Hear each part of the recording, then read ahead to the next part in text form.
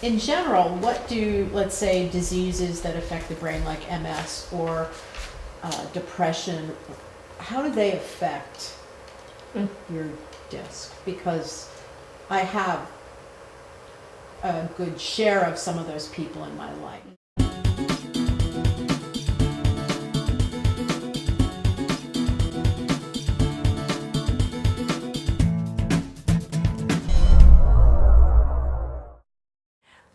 So first, it's important to know that I'm not a doctor and I have no scientific background. And yet, of course, I have an opinion. Oh, don't worry, I will say something because that's my nature. I just feel like I should professionally caveat that. And so the brain is the most, I'm reading so many amazing books about neuroscience and the brain and our ability to understand the brain at a higher level. So I'm not sure scientifically how diseases like MS, and I will talk a little bit about depression because a lot of the clients that I work with come to me starting off with some sort of depression. And again, it's that sense of feeling stuck. And so I will say publicly, my challenge with depression is that it now fits this much, when in fact, actual clinical depression is this big.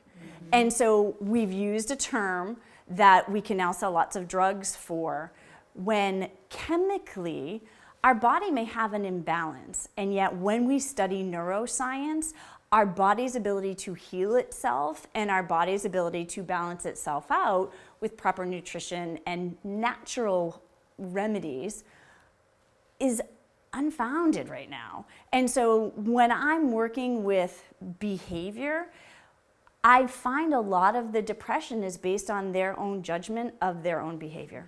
And so that's why this tool has been so powerful in helping me help people who have anxiety and depression. Now, I am not able to cure it. That's not what I'm saying. What I'm saying is because the definition is so broad, there's not as many people who have clinical depression, which needs a doctor. And as I'm working with clients, always go see a doctor. You should always see a medical professional. And yet, let's really look at specifically the things that you feel depressed about, and let's explore all those based on what's natural. Because the gift of technology is we have access to everything. The problem with technology is we have access to everything. And so we can diagnose ourselves. We also have this ability to compare ourselves to everything. And when you are comparing your one soul to everything, I'm sorry, you're going to be disappointed. Everything is huge, and we can't be everything, and we can't do everything. And so as I'm working with clients and helping them see the gift of who they are, like my client who said, I don't like my behavioral style, it would send her into bouts of depression because she would watch and observe what she believed about other people, which I coach some of those other people. That's not what's going on.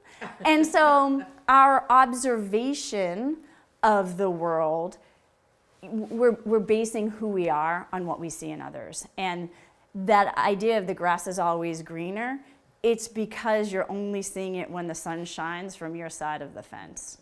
And the reality is, we all have stuff, all of us, and how do we deal with that?